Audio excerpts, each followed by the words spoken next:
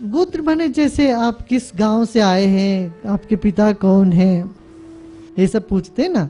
इस तरह से गोत्र माने किस ऋषि की उससे परंपरा से आप चले आ रहे हो, आपका परिवार किस ऋषि से जुड़ा हुआ था। गोत्र माने यही है। गौ माने ज्ञान, ज्ञान का एक स्थान रहा, और ज्ञान का स्थान हमेशा ऋषियों के आश्रम में रहा। ज्ञान का जो स्थान है वो ऋषियों का आश्रम बना रहा, इसीलिए गोत्र। तो फिर उस ऋषि के नाम से वो पाठशाला चल पड़ी।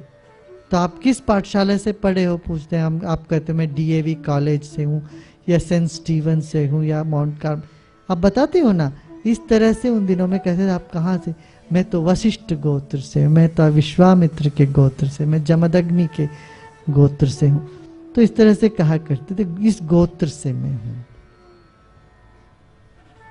इस वंशावली से मैं, इस वंश का मैं, इस परंपरा का मैं।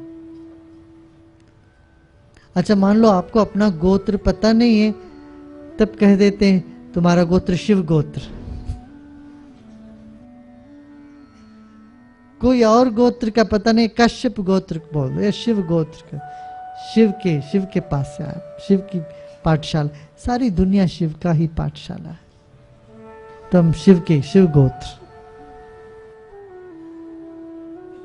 वैसे सभी गोत्र शिव से ही निकला है, सभी ऋषि मुनि अपना मूल भगवान शंकर को ही कहते हैं। इसलिए पता नहीं चला किस ऋषि किस मुनि के पास से हम आ रहे हैं, तो कहते हैं हम शिव जी के गोत्र के, ये भी एक, या कश्यप महर्षि के गोत्र के। तो ये गोत्र का कहने का ये महत्व है। और ये भी पाया गया, जैसे कहते हैं ना ब्लड ग्रुप है तुम्हारा, वो ग्रुप है, बी ग्रुप है, सी ग्रुप है, तो गोत्र का भी इस तरह से अपना ब्लड ग्रुप के साथ संबंधित कह के कर दिया।